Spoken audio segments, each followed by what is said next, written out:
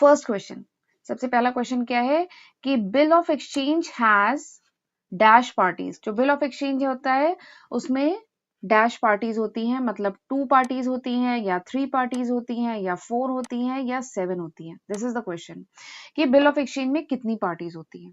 ठीक है, तो इस क्वेश्चन को करने से पहले मैं आपको थोड़ा सा बिल ऑफ एक्सचेंज के बारे में बता देती हूँ। ठीक है, बिल ऑफ एक्सचेंज क्या होता है? बिल ऑफ एक्सचेंज ये बहुत ही इंपॉर्टेंट टर्म है और थोड़ा सा बच्चों को कंफ्यूजन रहता है। ठीक है, तो बिल ऑफ एक्सचेंज क्या है? बिल ऑफ एक्सचेंज एक इंस्ट्रूमेंट है इन राइटिंग, रिटन में एक इंस्ट्रूमेंट है which is drawn by a person, यानी एक पर्सन है जो इसको ड्रॉ करता है।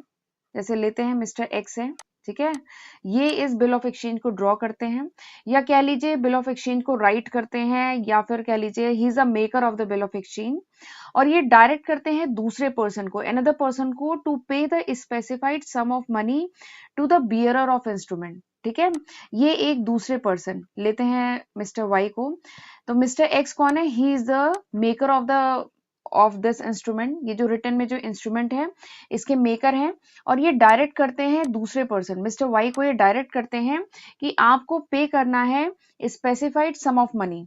मिस्टर वाई ने कभी पैसे लिए थे, ठीक है, मिस्टर एक्स से, तो मिस्टर एक्स डायरेक्ट करते हैं मिस्टर वाई को कि आपको पे करना है specified sum of money to the bearer of instrument, या टू अ स्पेसिफाइड पर्सन, कि आपको जो भी स्पेसिफाइड पर्सन है या ये इंस्ट्रूमेंट जिसके पास हो, ठीक है, उसको आपको पैसे देने हैं।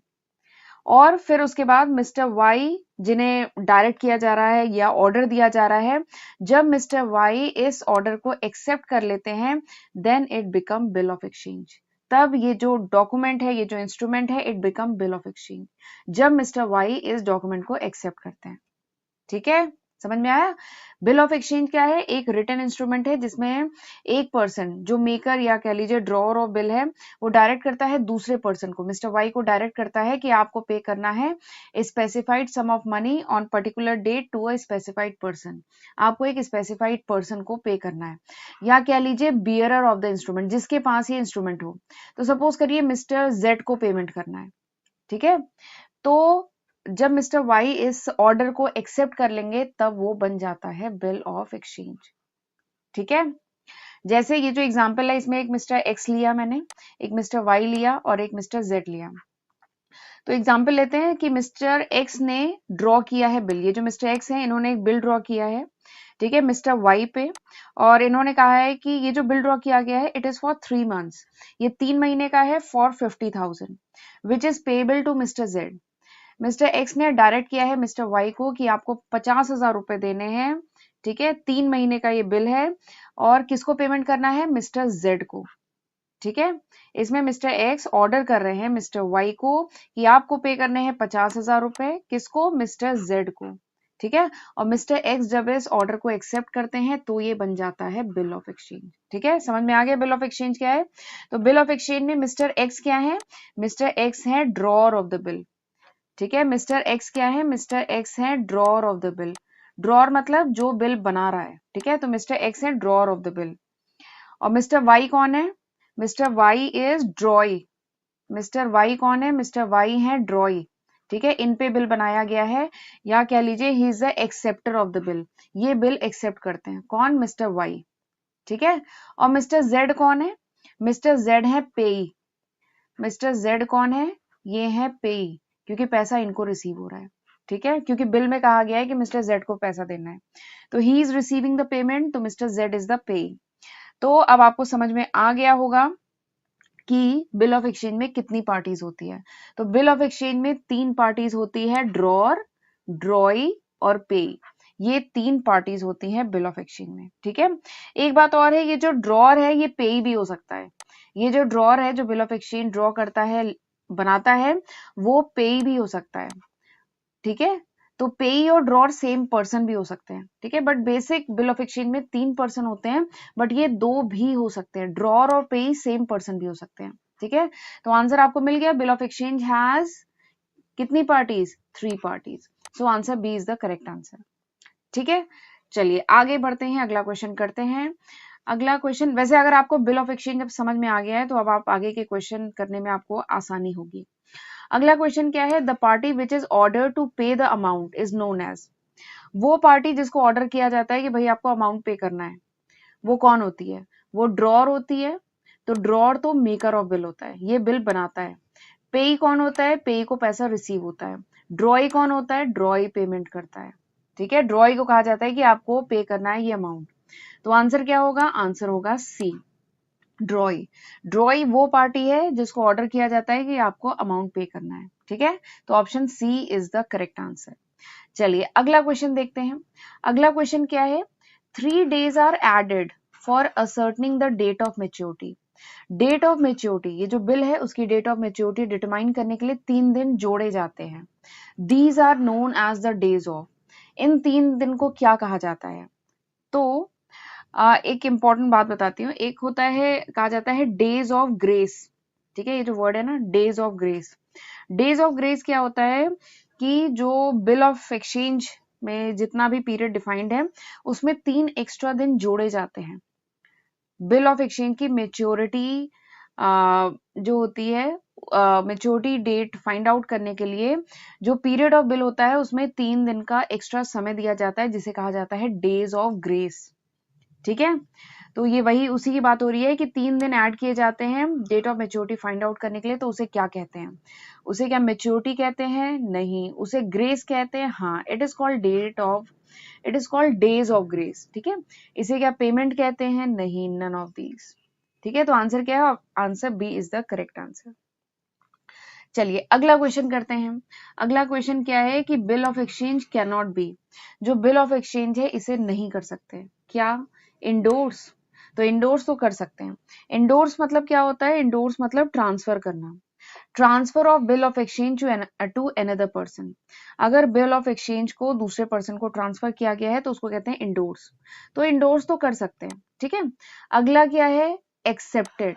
तो बिल ऑफ एक्सचेंज एक्सेप्ट तो होता है ना, ड्रॉई इस बिल ऑफ एक्सचेंज को एक्सेप्ट करता है, उस डॉक्यूमेंट को एक्सेप्ट करता है, उस इंस्ट्रूमेंट को एक्सेप्ट करता है, तभी वो बनता है बिल ऑफ एक्सचेंज। ठीक है, but bill of exchange can not be crossed, जो बिल ऑफ एक्सचेंज है इसे क्रॉस नहीं किया जा सकता। ठीक है, तो बिल ऑफ एक्सचेंज क्या है, कैन नॉट बी क्रॉस्ड। इसको इंडोर्स किया जा सकता है, एक्सेप्ट किया जाता है, ठीक है, बट इसे क्रॉस नहीं किया जा सकता। So option B is the correct answer. चलिए अगला क्वेश्चन देखते हैं। Bill of exchange is renewed generally at the request of, जो बिल ऑफ एक्सचेंज है इसको रिन्यू किया जाता है किसकी रिक्वेस्ट पे। ठीक है, तो एक टर्म होता है renewal of bill, renewal of bill. ठीक है, तो जो एक्सेप्टर होता है या कह लीजिए जो ड्रॉई होता है, जिसे पैसे देने होते हैं, ठीक है, बिल के पैसे देने होते हैं, कभी कभार क्या होता है, he is not in a position to meet the bill on due date. कभी कभार वो ऐसी पोजीशन में नहीं होता है कि वो बिल के जो पैसे हैं ड्यू डेट पे दे दे। तो उस केस में वो जो होल्डर ऑफ बिल होता है, होल्डर मतलब जो ड्रॉर होता है जिसने बिल बनाया है, उससे उसकी कंसर्न से वो उससे रिक्वेस्ट कर सकता है कि इस बिल को कैंसिल कर देते हैं और एक नया बिल इशू कर देते हैं। ठीक है, एक फ्रेश बिल लाते हैं और पुराने बिल को कैंसिल कर देते हैं। तो इसी को कहा जाता है रिन्यूअल ऑफ बिल। ठीक है, तो रिन्यूअल ऑफ बिल किया जाता है एट द रिक्वेस्ट ऑफ, किसकी रिक्वेस्ट पे, ड्रॉर की रिक्वेस्ट पे। तो ड्रॉर को तो पैसे रिसीव होने हैं, शायद ड्रॉर अगर पेई है तो उसे पैसे रिसीव होने हैं। Drawer is the maker of bill, तो ये तो होगा नहीं। या बैंक की रिक्वेस्ट पे, तो बैंक भी नहीं होगा, ड्रॉई। ड्रॉई अगर पैसे पेमेंट करने की पोजीशन पे नहीं है तो ये रिक्वेस्ट करता है, क्योंकि ड्रॉई को पैसे देने हैं ना। तो ड्रॉई अगर पैसे पेमेंट करने की पोजीशन पे नहीं है तो वो रिक्वेस्ट करता है, किससे, ड्रॉर से रिक्वेस्ट करता है, जिसने बिल बनाया है उससे रिक्वेस्ट करता है कि पुराने बिल को हम कैंसिल करते हैं और नया फ्रेश बिल इशू करते हैं। ठीक है, so option C is the correct answer, right. चलिए आगे बढ़ते हैं। अ प्रोमिसरी नोट, अगला क्वेश्चन क्या है, a promissory note is made by the, promissory note कौन बनाता है। तो प्रोमिसरी नोट सेलर बनाता है, परचेजर बनाता है, इंडोर्सी बनाता है, कि नन ऑफ द अबव। तो थोड़ा सा पहले मैं आपको प्रोमिसरी नोट के बारे में बता देती हूँ, फिर आप ये क्वेश्चन कर लेंगे अपने आप। ठीक है, प्रोमिसरी नोट क्या होता है, प्रोमिसरी नोट एक रिटन अंडरटेकिंग होता है to pay the specified amount to a specified person. ये एक रिटन अंडरटेकिंग होता है जिसमें जिसमें जो क्या बोलते हैं, जो डेटर होता है, प्रोमिसरी नोट में जो डेटर होता है जिसने उधार लिया है वो प्रॉमिस करता है, इसीलिए इसका नाम क्या है, प्रोमिसरी नोट, यानी इसमें प्रॉमिस किया जा रहा है। तो प्रोमिसरी नोट में जो डेटर है जिसने उधार लिया है वो प्रॉमिस करता है कि he will pay the specified amount, और दूसरी पार्टी क्या होती है, दूसरी पार्टी होती है पेई। पेई कौन होता है, वो पर्सन जिसे पेमेंट रिसीव होगा, दैट इज कॉल्ड पेई। तो प्रोमिसरी नोट में दो पार्टीज केवल होती हैं, ठीक है। और प्रोमिसरी नोट कौन बनाता है, प्रोमिसरी नोट बनाता है डेटर, जिसने उधार लिया है। वो प्रॉमिस करता है कि हम पेमेंट कर देंगे इतनी तारीख को, इतना पैसा इसको हम पेमेंट कर देंगे, ठीक है। तो प्रोमिसरी नोट कौन बनाता है, डेटर, जिसने उधार लिया है वो प्रोमिसरी नोट बनाता है। जबकि आपने देखा था बिल ऑफ एक्सचेंज कौन बनाता है, बिल ऑफ एक्सचेंज बनाता है क्रेडिटर। बिल ऑफ एक्सचेंज कौन बनाता है, बिल ऑफ एक्सचेंज बनाता है क्रेडिटर, ठीक है। जिसने उधार दिया है वो बनाता था बिल ऑफ एक्सचेंज, वो ड्रॉअर ऑफ द बिल होता था। लेकिन प्रोमिसरी नोट कौन बनाता है, प्रोमिसरी नोट डेटर बनाता है, ठीक है। और वो प्रॉमिस करता है कि हम पेमेंट करेंगे। तो डेटर कौन होता है, डेटर परचेजर ही होगा, उसने कोई सामान परचेज किया होगा, उसने फर्म से कोई सामान परचेज किया होगा और उसका पेमेंट अभी नहीं किया है, कह रहा है कि बाद में करेगा, तो परचेजर ही तो डेटर होता है। परचेजर ही अगर क्रेडिट पे परचेजिंग किया है तो वही तो डेटर होता है, ठीक है। तो इसका आंसर क्या होगा, इसका आंसर होगा ऑप्शन बी, कि प्रोमिसरी नोट कौन बनाता है, सेलर बनाता है, नहीं, परचेजर बना सकता है, क्योंकि परचेजर ही डेटर जिसने उधार लिया है। प्रोमिसरी नोट कौन बनाता है, जिसने उधार लिया है, ठीक है। जो डेटर है वो बनाता है, वो प्रॉमिस करता है कि हम पेमेंट करेंगे।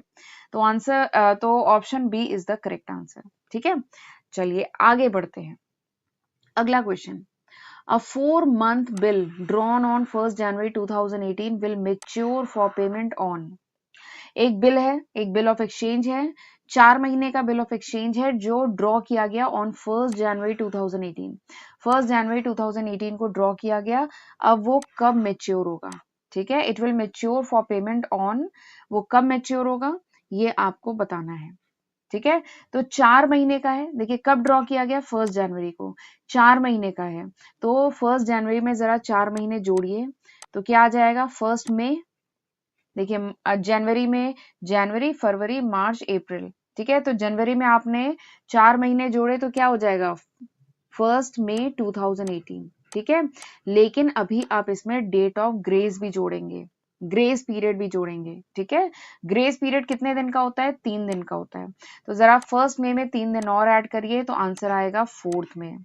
सो आंसर क्या है, date of maturity is, maturity for, या क्या लीजिए, ये जो बिल ऑफ एक्सचेंज है कब मेच्योर होगा, ऑन 1st मई 2018, ठीक है। So option B is the correct answer. चलिए आगे बढ़ते हैं। The bill receivable book is a part of, ये जो बिल रिसीवेबल बुक होती है ये किसका पार्ट होती है, तो इस टाइप की कोई भी बुक हो ना तो it is a part of journal, ये जर्नल का पार्ट होती है। अगर इसी की जगह बिल रिसीवेबल अकाउंट होता ना तो वो लेजर का पार्ट होता, बट बिल रिसीवेबल बुक है तो it is a part of journal. तो लेजर नहीं होगा, प्रॉफिट का पार्ट तो होता ही नहीं है, बैलेंस शीट का भी पार्ट नहीं होता है, ठीक है। सो आंसर ए, जो option A is the correct answer, ठीक है। चलिए अगला क्वेश्चन देखते हैं। The rebate on a bill shows that, bill pay जो भी रिबेट होता है वो क्या शो करता है, कि it has been paid before the date of maturity, it has been paid after the date of maturity, it has been dishonoured, none of these, ठीक है। तो जो रिबेट होता है बिल पे ये क्या शो करता है, तो इस क्वेश्चन को करने के लिए मैं आपको पहले एक टर्म बताती हूँ, that is called retiring of the bill. एक टर्म होता है, स्पेलिंग गलत है कि नहीं, मेरी राइटिंग ठीक नहीं बन रही है, रिटायरिंग, रिटायरिंग द बिल, एक टर्म होता है that is retiring the bill, ठीक है, बिल ऑफ एक्सचेंज से रिलेटेड है। रिटायरिंग द बिल बेसिकली क्या होता है कि अगर जो ड्रॉई होता है या कह लीजिए जो acceptor of the bill of exchange है, अगर वो चाहे तो जो भी अमाउंट है बिल का वो पे कर सकता है before the date of maturity. ये बात समझ में आई, जो भी ड्रॉई है जिसे पेमेंट करना है वो अगर चाहे तो बिल ऑफ एक्सचेंज का जो भी अमाउंट है वो पे कर सकता है before the date of maturity, इसी को कहा जाता है रिटायरिंग द बिल, ठीक है। तो अगर बिल रिटायर किया जाता है before the date of maturity, यानी डेट ऑफ मेच्योरिटी से पहले उसका पेमेंट किया जाता है, तो उस केस में जो ड्रॉर होता है, ठीक है, drawer would be willing to allow the deduction. जो ड्रॉर होता है, जो मेकर ऑफ द बिल होता है, वो क्या देता है, वो देता है deduction because of the interest involve. क्योंकि यहाँ पे इंटरेस्ट इन्वॉल्व है, तो जो ड्रॉर या कह लीजिए holder of bill of exchange है, वो तो देता है डिडक्शन, और इसी डिडक्शन को कहा जाता है रिबेट। ठीक है, ये जो डिडक्शन देता है ड्रॉर ऑफ द बिल, जो डिडक्शन देता है, इसी को कहा जाता है रिबेट। और ये रिबेट जो होता है, इट इज अ गेन। ये फायदा है किसके लिए, ड्रॉई के लिए। ठीक है, या कह लीजिए एक्सेप्टर ऑफ बिल। ठीक है, जो बिल एक्सेप्ट कर रहा है, जिसको पेमेंट करना है, उसके लिए क्या हो गया, फायदा हो गया। And it is a expense, या कह लीजिए इट इज अ लॉस। ये लॉस है किसके लिए, ड्रॉर के लिए, या कह लीजिए maker of bill of exchange, जिसने बिल ऑफ एक्सचेंज बनाया है, जो मेकर है, जो ड्रॉर है, उसके लिए क्या है, लॉस है। और ये रिबेट गेन किसके लिए है, ड्रॉई के लिए फायदा हो गया। ठीक है, तो इसको कहा जाता है रिटायरिंग द बिल, यानी डेट से पहले, मेच्योरिटी से पहले बिल का पेमेंट कर देना। तो उस केस में मिलता है रिबेट। ड्रॉर जो है रिबेट देता है, छूट देता है, डिडक्शन देता है। ठीक है, तो अब बता दीजिए आपकी आंसर क्या होगा। वीडियो को पॉज करिए और मुझे बताइए आंसर क्या होगा इसका। तो अभी मैंने आपको समझा दिया है, तो आंसर क्या होगा, आंसर ए, जो ऑप्शन ए है, this is the correct answer. Rebate of bill क्या शो करता है, रिबेट शो करता है कि डेट ऑफ मेच्योरिटी से पहले पेमेंट किया गया है, तभी डिडक्शन मिलता है, तभी रिबेट मिलता है। ठीक है, चलिए अगला क्वेश्चन करते हैं। अगला क्वेश्चन क्या है, 2000 paid as wages for installing a machinery should be debited to. अगर सपोज करिए मशीनरी है, किसी फैक्ट्री में मशीनरी है, उसको इंस्टॉल करने में कुछ खर्चा हुआ, वेजेस पे करनी पड़ी 2000 रुपए की, तो इसे किस में डेबिट करेंगे, किस अकाउंट में डेबिट करेंगे। इसे क्या वेजेस अकाउंट में डेबिट करेंगे, मशीनरी अकाउंट में डेबिट करेंगे, कि कैपिटल अकाउंट में डेबिट करेंगे। तो जब हमने जर्नल एंट्री पढ़ी थी, तो हमने पढ़ा था कि जो भी एक्सपेंस इनकर होता है इन कैरेज या फिर इंस्टॉलेशन ऑफ मशीनरी, यानी फ्राइट में, या कुछ भी इंस्टॉलेशन, मशीन को इंस्टॉल करने में अगर कुछ वेजेस देनी पड़ी है, तो it is a capital expenditure.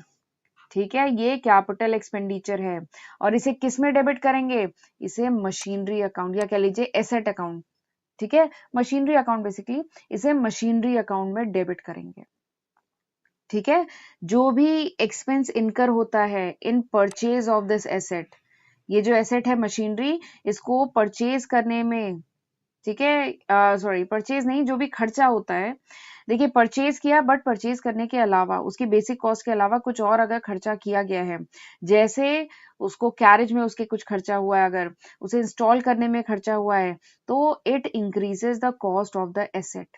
ये क्या है, इस एसेट की कॉस्ट को और बढ़ाता है। ठीक है, तो उस केस में जो एसेट अकाउंट है उसको डेबिट किया जाता है। ठीक है, एक्सपेंस अकाउंट को नहीं डेबिट किया जाता है, ना वेजेस अकाउंट को डेबिट करेंगे, ना एक्सपेंस अकाउंट को डेबिट करेंगे, ना कैपिटल अकाउंट को डेबिट करेंगे। किसको डेबिट किया जाता है, मशीनरी अकाउंट को। ठीक है, ये हमने कहाँ पढ़ा था, ये जब हम बेसिक जर्नल एंट्री कर रहे थे, तब हमने वहां पे पढ़ा था कि ये जो इस टाइप का खर्चा है, ये जो है कैपिटल एक्सपेंडिचर होता है। ठीक है, इससे कॉस्ट ऑफ मशीनरी बढ़ती है, तो इसलिए मशीनरी अकाउंट को डेबिट किया जाता है। ठीक है, चलिए अगला क्वेश्चन करते हैं। On purchase of old furniture, कुछ ओल्ड फर्नीचर परचेज किए गए हैं, फिर 1000 स्पेंड हुआ है ऑन इट्स रिपेयर, रिपेयर में 1000 रुपए का और खर्चा हुआ है, तो आपको बताना है किस अकाउंट को डेबिट करेंगे। तो सेम लॉजिक आपका जर्नल एंट्रीज का जो कॉन्सेप्ट है वो थोड़ा सा क्लियर होना चाहिए, कि अगर ओल्ड फर्नीचर परचेज किए गए हैं और 1000 रुपए खर्चा किया गया है उसके रिपेयरिंग पे, तो रिपेयर अकाउंट को नहीं डेबिट किया जाता है, फर्नीचर अकाउंट। ठीक है, किस अकाउंट को डेबिट करेंगे, फर्नीचर अकाउंट को डेबिट किया जाएगा। कैश का तो यहाँ पे कोई काम ही नहीं है, तो कैश अकाउंट की तो बात ही नहीं होगी। ठीक है, तो यहाँ पे किस अकाउंट को डेबिट करेंगे, फर्नीचर अकाउंट को। Option B is the correct answer. चलिए अगला क्वेश्चन करते हैं। Goods worth ₹50 given as charity should be credited to. 50 रुपए के गुड्स हैं, वो चैरिटी में दिए गए, तो किस में क्रेडिट करेंगे, किस अकाउंट को क्रेडिट करेंगे। ठीक है, तो चलिए इसकी जर्नल एंट्री हम देख लेते हैं। अगर 50 रुपए के गुड्स चैरिटी में दिए गए, ठीक है, तो जर्नल एंट्री हमने पढ़ी है। जर्नल एंट्री वाली जो मेरी वीडियो है उसमें ये सारी ही एंट्रीज मैंने डिस्कस की है। तो अगर गुड्स 50 रुपए के गुड्स चैरिटी में दिए गए हैं, तो जर्नल एंट्री क्या होगी, जर्नल एंट्री होगी चैरिटी अकाउंट डेबिट, किया था ना हमने, चैरिटी अकाउंट डेबिट टू कौन सा अकाउंट क्रेडिट होगा, टू परचेज अकाउंट, ठीक है, गुड्स दिए गए हैं इसलिए परचेज अकाउंट, ठीक है, टू परचेज अकाउंट, क्योंकि यहाँ पे परचेज रिड्यूस हो रहा है, यहाँ पे गुड्स सोल्ड नहीं किए जा रहे हैं, ठीक है, यहाँ पे चैरिटी में दिए जा रहे हैं, तो इसलिए परचेज अकाउंट क्रेडिट होगा, ठीक है। तो आंसर क्या होगा, चैरिटी अकाउंट, तो चैरिटी अकाउंट तो डेबिट होगा, ठीक है। सेल्स अकाउंट, यहाँ सेलिंग नहीं हो रही है, ठीक है, तो सेल्स अकाउंट नहीं होगा, तो आंसर क्या होगा, परचेज अकाउंट, तो option C is the correct answer, right. चलिए अगला क्वेश्चन करते हैं। Good worth ₹100 is taken by proprietor for domestic use should be credited to। अगर जो प्रोपराइटर है, जो ओनर ऑफ द बिजनेस है, इसने अपने पर्सनल यूज के लिए 100 रुपए के गुड्स विड्रॉ किए हैं, तो कौन सा अकाउंट क्रेडिट होगा, ठीक है। तो इस क्वेश्चन को करने के लिए जरा हम जर्नल एंट्री ही देख लेते हैं, हमें पता चल जाएगा कौन सा अकाउंट डेबिट होगा, कौन सा क्रेडिट होगा। तो अगर प्रोपराइटर ने अपने पर्सनल यूज के लिए कुछ गुड्स विड्रॉ किए हैं, ठीक है, 100 रुपए के गुड्स विड्रॉ किए हैं, तो इसको क्या कहा जाता है, इसको कहा जाता है ड्रॉइंग, ठीक है, चाहे कैश विड्रॉ किया है चाहे गुड्स विड्रॉ किया है, दोनों को हम कहते हैं ड्रॉइंग, ठीक है। तो अगर गुड्स विड्रॉ किया है तो एंट्री क्या होगी, drawing account debit to purchase account, ठीक है। अगर गुड्स विड्रॉ किया है तो एंट्री क्या होगी, drawing account debit to purchase account, ये हम एंट्री कर चुके हैं, ठीक है। और अगर इसी के साथ मैं एक चीज और बता रही हूँ कि अगर सपोज करिए प्रोपराइटर ने कैश विड्रॉ किया है, अपने बिजनेस से कैश विड्रॉ किया है पर्सनल यूज के लिए, तो उसको भी ड्रॉइंग कहते हैं, ठीक है। तो अगर कैश विड्रॉ किया है तो एंट्री क्या हो जाएगी, drawing account debit to cash account, ये जो परचेज है इसकी जगह आ जाएगा कैश अकाउंट। तो अगर प्रोपराइटर ने कैश निकाला है तो एंट्री क्या हो जाएगी, drawing account debit to cash account, और अगर गुड्स निकाला है तो एंट्री क्या होगी, drawing account debit to purchase account. तो बताइए यहाँ पे कौन सा अकाउंट क्रेडिट हो रहा है, सेल्स अकाउंट, तो सेल्स की तो कोई बात ही नहीं हो रही है। प्रोपराइटर पर्सनल एक्सपेंस अकाउंट, ये कौन सा अकाउंट हो गया, ये भी नहीं होगा। अगला क्या है, परचेज अकाउंट, तो आंसर क्या होगा, आंसर सी, जो ऑप्शन सी है this is the correct answer, purchase account credit होगा, ठीक है। चलिए अगला क्वेश्चन करते हैं। एरर ऑफ ओमिशन परमिट्स, जो एरर ऑफ ओमिशन है वो परमिट करता है correct totalling of the balance sheet, correct totalling of the trial balance to agree, ठीक है। जो एरर ऑफ ओमिशन है उसमें क्या होता है, उसमें बैलेंस शीट टोटल करेक्ट आती है, या जो totalling of the trial balance है ये करेक्ट आती है, कि ट्रायल बैलेंस मैच कर जाता है, डेबिट और क्रेडिट साइड ट्रायल बैलेंस की बराबर होती है, तो इसमें से कौन सा आंसर सही है। तो इस क्वेश्चन को करने से पहले मैं आपको थोड़ा सा एरर, ठीक है, ऐसा भी होता है, ठीक है, कुछ एरर स्टिल एग्जिस्ट कर सकते हैं अकाउंटिंग रिकॉर्ड में, भले ही ट्रायल बैलेंस मैच कर गया हो, भले ही ट्रायल बैलेंस का डेबिट और क्रेडिट साइड बराबर हो, ठीक है। तो वो एरर कौन कौन से होते हैं, तो इन एरर्स को 4 कैटेगरी में डिवाइड किया गया है, ये 4 टाइप के एरर होते हैं, ठीक है। एक टॉपिक है रेक्टिफिकेशन ऑफ एरर, उसमें ये 4 टाइप के एरर को डिटेल में बताया गया है, और इन एरर को ठीक कैसे किया जाएगा ये भी बताया गया है, ठीक है। तो ये 4 टाइप के एरर होते हैं। सबसे पहला एरर क्या है, एरर ऑफ ओमिशन, मैं इनिशियल लिख रही हूँ, ठीक है। सबसे पहला एरर क्या है, एरर ऑफ ओमिशन। तो ये क्या एरर होता है, ये वो एरर होता है which occur in a transaction which is completely और पार्शली ओमिटेड। अगर किसी ट्रांजेक्शन को कंप्लीटली या पार्शली मिस कर दिए, वर्ड क्या है, ओमिशन, ओमिट करना मतलब डिलीट करना, मिस करना, ठीक है। तो ये किस टाइप का एरर होता है, ये वो एरर होता है जो एग्जिस्ट करता है अगर आपने ट्रांजेक्शन कंप्लीटली या पार्शली मिस कर दिए, ट्रांजेक्शन को रिकॉर्ड ही नहीं किया, या ट्रांजेक्शन डिलीट हो गया, ठीक है। तो इस टाइप का जो एरर होता है that is error of omission, ठीक है। तो एरर ऑफ ओमिशन अगर हुआ है ना, तो ये जो ट्रायल बैलेंस है ये मैच हो जाएगा, इसमें कोई दिक्कत नहीं आएगी, क्योंकि यहाँ पे तो आपने ट्रांजेक्शन को रिकॉर्ड करना ही भूल गए, पूरा का पूरा ट्रांजेक्शन रिकॉर्ड करना ही भूल गए, तो उस केस में आपका ट्रायल बैलेंस मैच हो जाएगा, ठीक है। दूसरे टाइप का जो एरर होता है that is error of commission. पहला क्या था, एरर ऑफ ओमिशन, जिसमें हम एंट्री करना ही भूल जाते हैं या मिस हो जाती है, डिलीट हो जाती है। दूसरा क्या है, error of commission. Error of commission क्या है, ये वो एरर होता है which arises because of the wrong recording. आपने गलत रिकॉर्ड कर लिया, गलत पोस्टिंग कर ली, या गलत कैरी फॉरवर्ड हुआ, या बैलेंसिंग गलत हो गई, ठीक है। तो उसके कारण ये एरर अराइज करता है, एरर ऑफ कमीशन, ठीक है। तीसरा टाइप का जो एरर है that is error of principle. तीसरा टाइप का एरर क्या है? Error of principle. प्रिंसिपल मतलब रूल, ठीक है। तो अकाउंटिंग के रूल अगर आपने वॉयलेट किए हैं, अकाउंटिंग के रूल आपने नहीं फॉलो किए हैं, तो जो एरर अराइज करता है that is called error of principle, ठीक है। This error arises when the transaction is recorded violating the accounting principle. Accounting principle को वॉयलेट करते हुए, यानी आपने नहीं फॉलो किया है और ट्रांजैक्शन को रिकॉर्ड किया है, तो ये एरर अराइज करता है, एरर ऑफ प्रिंसिपल, ठीक है। Now the last error is error of या कह लीजिए कंपनसेटिंग एरर, ठीक है। तीसरा जो एरर है दैट इज कंपनसेटिंग एरर। नाम से ही समझ में आ रहा है यहाँ पे कुछ कंपनसेट हो रहा होगा। तो एरर ये जो कंपनसेटिंग एरर है, दिस एरर, इस एरर में क्या होता है? The effect of one error is nullified by other error of equal amount.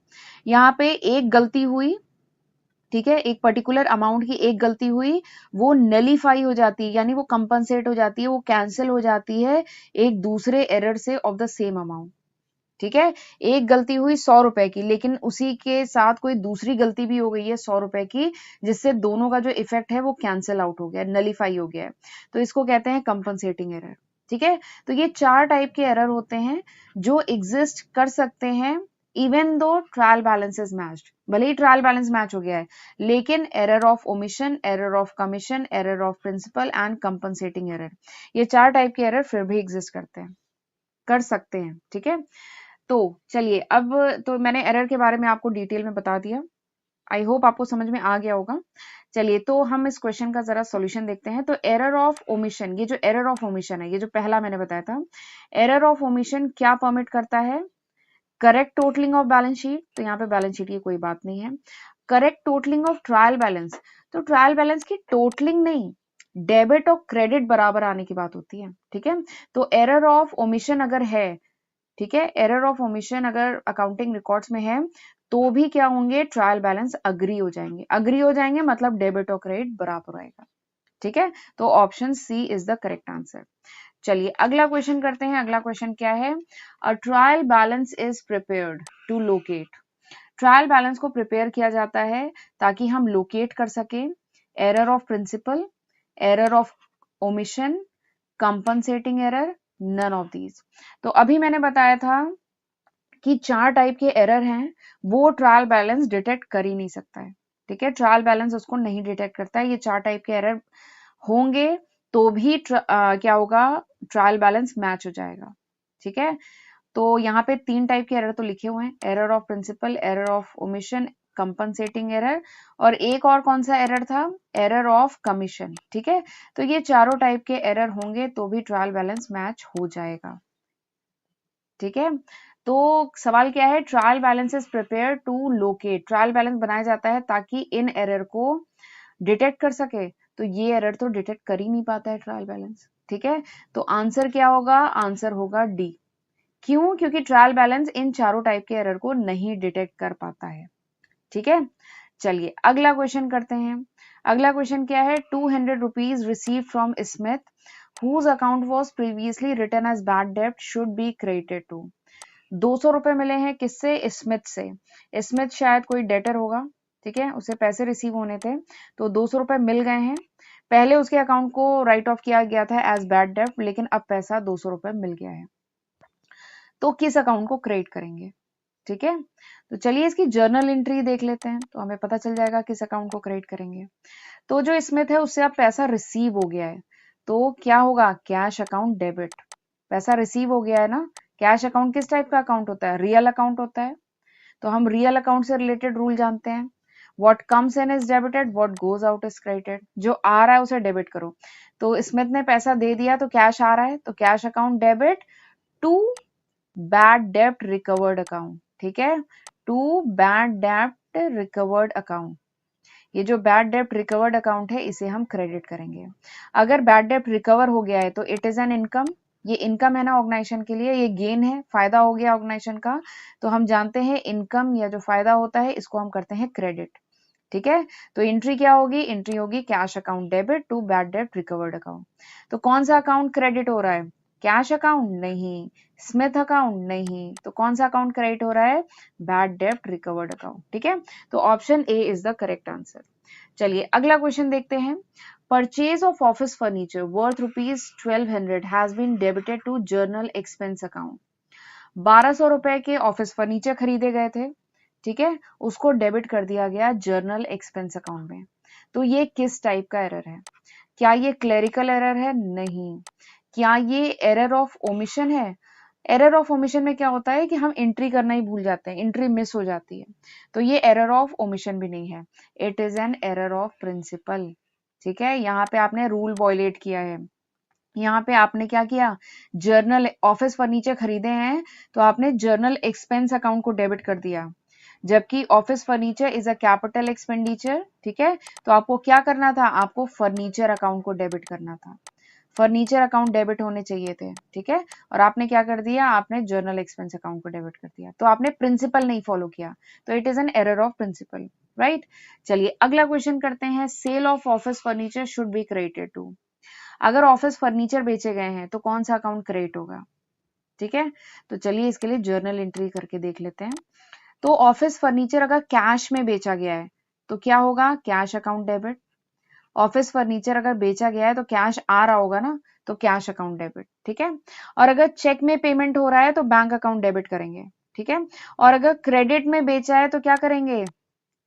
अगर ऑफिस फर्नीचर क्रेडिट में सेल हुए हैं तो क्या करेंगे? Purchaser account debit. याद है ना, अगर ऑफिस फर्नीचर क्रेडिट पे सेल हुआ है तो परचेजर अकाउंट डेबिट, कैश में सेल हुआ है तो कैश अकाउंट डेबिट। ठीक है, और ऑफिस फर्नीचर को सेल करने में अगर सपोज करिए लॉस हुआ है तो लॉस को डेबिट किया जाता है, तो हम क्या करेंगे? Loss of sale of office furniture account debit. ठीक है, loss of sale of office furniture account debit. Loss हुआ है तो डेबिट करेंगे, और अगर ऑफिस फर्नीचर को बेचने में फायदा हुआ है तो क्रेडिट करेंगे। ठीक है, अगर फायदा हुआ है तो लिखेंगे गेन ऑन सेल अकाउंट। ठीक है, एंड टू उसके बाद और कौन सा अकाउंट क्रेडिट होगा? टू ऑफिस फर्नीचर अकाउंट, या कह लीजिए टू फर्नीचर अकाउंट। ठीक है, तो this is the complete entry, ये पूरी एंट्री है। ठीक है, बट ये जो एंट्री है इसमें एक चीज है, या तो ये होगी या ये होगी, या तो कैश में सेल होगा या क्रेडिट पे सेल होगा। कैश में सेल होगा तो कैश अकाउंट को डेबिट करेंगे, क्रेडिट में सेल होगा तो परचेजर अकाउंट को डेबिट करेंगे। ये जो फर्नीचर है इसको सेल करने में लॉस होगा तो लॉस अकाउंट को डेबिट करेंगे, फायदा होगा तो गेन अकाउंट को क्रेडिट करेंगे। तो यानी या तो ये एंट्री होगी या ये एंट्री होगी, और इसमें भी या तो ये एंट्री होगी या ये एंट्री होगी। ठीक है, ये बात समझ में आई? मैं आपको लॉजिक बता रही हूँ। ठीक है, और फिर फर्नीचर अकाउंट क्या होगा? क्रेडिट होगा। ठीक है, तो यहाँ पर क्या सवाल है? सवाल है कि sale of furniture account should be credited to, तो option B is the answer कि ऑफिस फर्नीचर अकाउंट को हम क्रेडिट करेंगे। ठीक है, और वैसे भी सेल अकाउंट को तो क्रेडिट कर भी नहीं सकते ना। हम जानते हैं सेल अकाउंट या परचेज अकाउंट, इसमें तो हम गुड्स से रिलेटेड ट्रांजेक्शन रिकॉर्ड करते हैं ना। गुड्स मतलब जिस प्रोडक्ट में फर्म डील करती है, या जो रॉ मटेरियल से रिलेटेड ट्रांजेक्शन, वो अगर परचेज या सेल हो रहे हैं तो वो रिकॉर्ड किए जाते हैं ना परचेज या सेल अकाउंट में। तो सेल्स अकाउंट में तो वैसे भी ऑफिस फर्नीचर नहीं रिकॉर्ड करेंगे, और कैश अकाउंट भी नहीं होगा। कैश तो आ रहा है ना, तो वो तो डेबिट होगा, क्रेडिट नहीं होगा। तो आंसर क्या होगा? आंसर होगा बी। चलिए अब करते हैं अगला question. A suspense account will give the debit balance, credit balance, debit और क्रेडिट दोनों, एज द केस में बी। जो सस्पेंस अकाउंट होता है वो क्या देता है? डेबिट बैलेंस, क्रेडिट बैलेंस क्या देता है? तो इस क्वेश्चन को करने से पहले मैं आपको सस्पेंस अकाउंट थोड़ा सा बता देती हूँ। तो सस्पेंस अकाउंट क्या है? ये वो अकाउंट है जिसमें हम डिफरेंस डालते हैं। सपोज करिए ट्रायल बैलेंस मैच नहीं हुआ, ट्रायल बैलेंस में डेबिट और क्रेडिट साइड मैच नहीं हुई, डिफरेंस आ रहा है, तो ट्रायल बैलेंस मैच नहीं होगा तो क्या फाइनेंशियल स्टेटमेंट नहीं बनेगा? बट फाइनेंशियल स्टेटमेंट तो टाइमली बनना होता है। ठीक है, तो इस प्रॉब्लम को सॉल्व करने के लिए क्या किया जाता है कि जो भी डिफरेंस आ रहा है ट्रायल बैलेंस के, ठीक है, ट्रायल बैलेंस के डेबिट और क्रेडिट साइड में अगर डिफरेंस आ रहा है, ठीक है, तो जो डिफरेंस अमाउंट है वो क्या किया जाता है? वो डाला जाता है सस्पेंस अकाउंट में। सस्पेंस अकाउंट में इस डिफरेंस अमाउंट को डाल दिया जाता है और ट्रायल बैलेंस को मैच कर दिया जाता है। ठीक है, क्योंकि ट्रायल बैलेंस जब तक मैच नहीं होगा फाइनेंशियल स्टेटमेंट कैसे बनेगा? ठीक है, तो ये जो भी डिफरेंस अमाउंट होता है इसको डाल